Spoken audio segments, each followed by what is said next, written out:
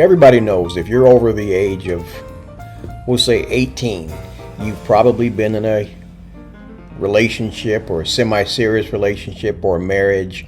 And what we don't get to see a lot of times is the fallout from those of us that have been married and then divorced, a lot of times thinking the grass was actually greener when it was really artificial turf. It's over. I am now a divorced woman. And I knew when this happened and when I got the final word, I knew I would have different emotions, and I tried preparing for them. But I don't know how you actually prepare for it, because what I feel like is like someone punched me in my stomach, in my gut, and just like took my air out of my body. Final word. I knew I would have different emotions, and I tried preparing for them. But I don't know how you actually prepare for it, because what I feel like is like someone punched me in my stomach, in my gut, and just like took my air out of my body. Oh. And I'm not crying over the fact that we're no longer together. I'm crying over the fact that none of it should have happened like it happened. And there's this sadness inside of me that like it's going to somehow affect our grandchildren. You know, real quick, 4.5 years really isn't that long. But if you're having problems in your marriage, 4.5 years can feel like a lifetime. What a lot of people don't realize, and I'm going to be transparent, I've had failed marriages and I'm not proud of it. But as I've gotten older, I've gotten closer to Christ. One thing my wife and I now have both made the commitment that divorce is not an option, no matter how hard it is, no matter how difficult it is. I think the only thing that would be a deal breaker would be infidelity. But that's neither here nor there. What a lot of people don't realize is, and I'm coming from a biblical perspective, when you get married, the Bible, whether you believe it or not, tells us the two shall become one flesh. Okay? Take that into account. So if you took your own body and you tried to separate it, the only way you could do that is to take a saw, cut it in half, or rip it apart. It's not going to be an easy way to just gently separate that. Hence all the pain, all the fallout, all the heartache, all the crying like you see in this lady's demeanor. It does a lot of damage. And generations to come, and I just hate that, I hate that. And God, I wish I hated him. Oh my gosh, I wish I hated that man. But I don't hate him. Somebody help me understand why you would wish that you hate somebody in a situation like this. Let's say, for example, that she had no fault at all. What benefit of that is there going to be by you hating this person?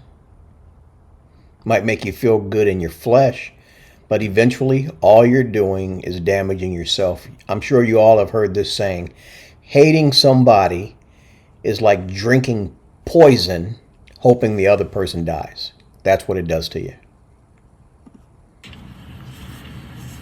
I'm going to be okay. I'm going to be okay, but I'm not going to lie. I'm scared. I'm scared. This is a big deal. This is a big deal. I'm going to leave my home that I've been in for 20 years and rebuild a life that wasn't supposed to be alone. It was supposed to be with him. But don't get confused. Do not get confused. My life is good and I am blessed. But it's still hard. Rebuilding your life at 51 years old. Trying to find a place to live. Probably relocating to a new city or a new state. It's a lot. So here's my question. Did she choose to leave? There's no evidence of us of this in any of the videos that I've seen. Did you choose to walk away? Because there's consequences to that.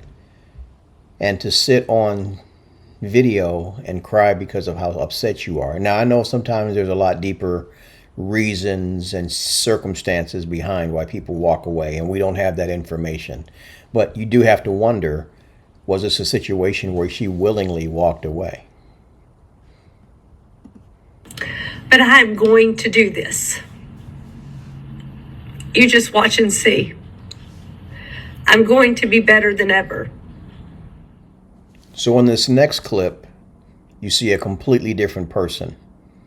Maybe some time has passed, some healing has taken place. And let me just share this with whoever's watching. Somebody needs to hear this right now. I have been through a divorce.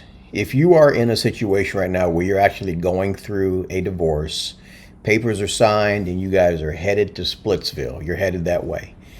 Let me help you see something that I didn't see.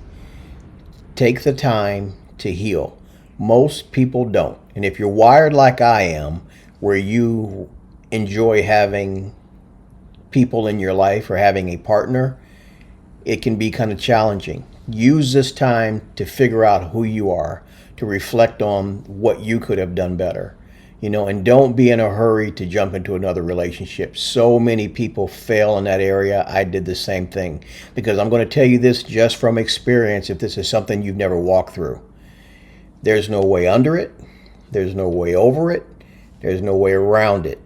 You have to walk through the pain and the heartache and every emotion that goes along with a marriage that ends, whether you wanted it or not.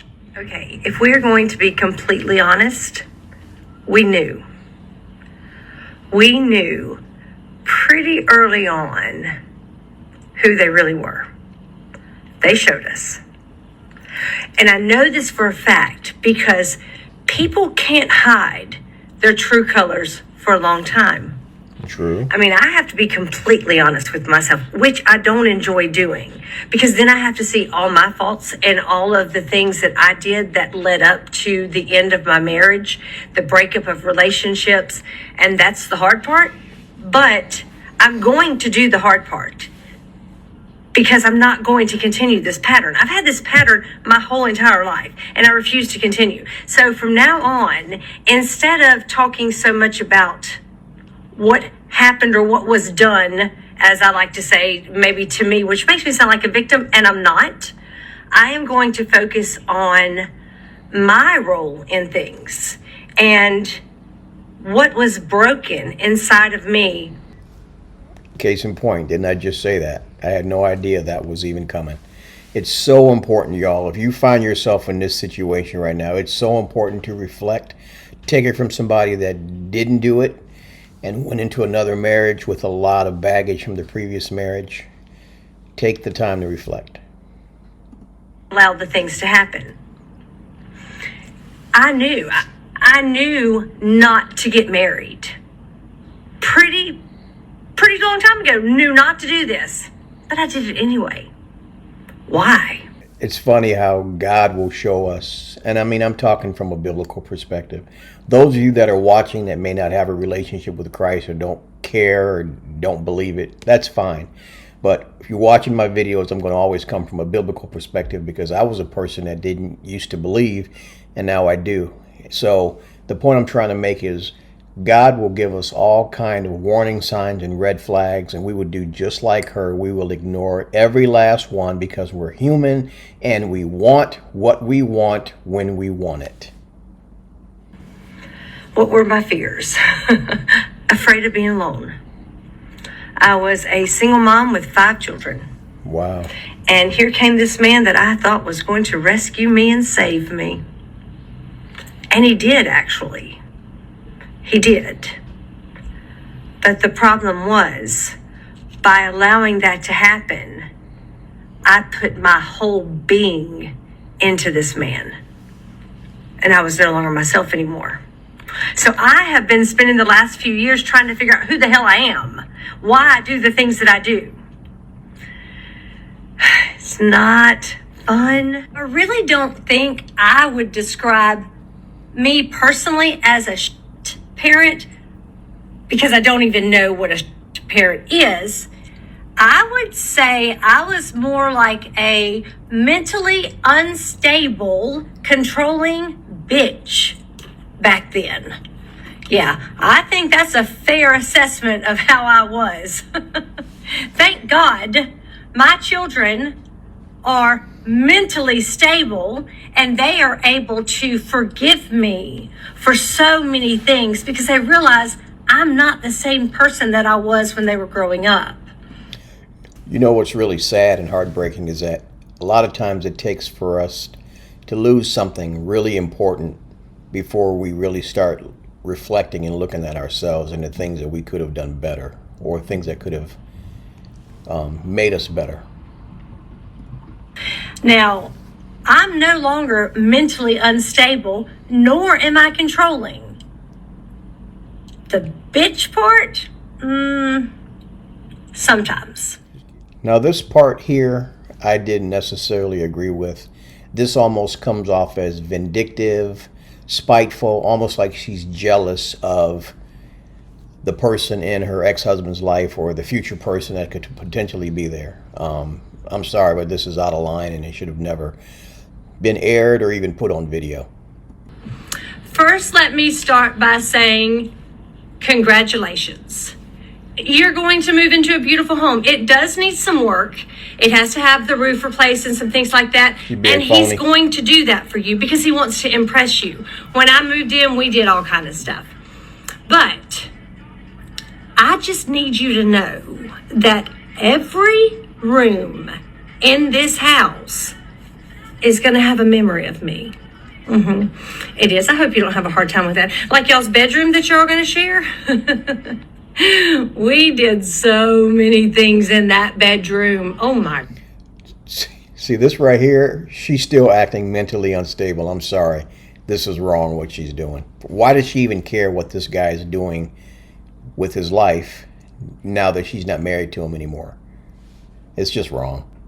It's controlling, manipulating, especially manipulative. Gosh, stuff I can't even talk about on TikTok or I will get thrown off.